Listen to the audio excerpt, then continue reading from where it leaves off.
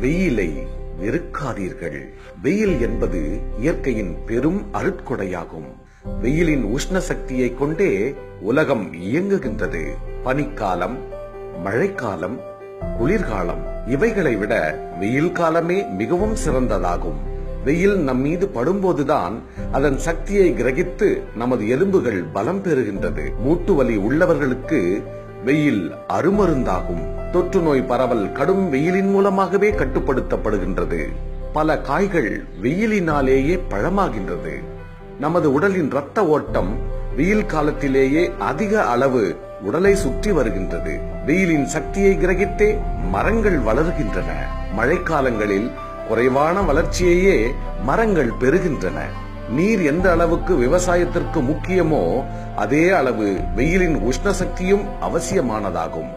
வியர்வை எனும் அற்புதமான உடல் கழிவுகளை வெளியேற்றும் நிகழ்வு வெயில் காலத்திலேயே அதிகம் நிகழ்ந்து நமது ஆரோக்கியத்தை உயர்த்துகின்றது.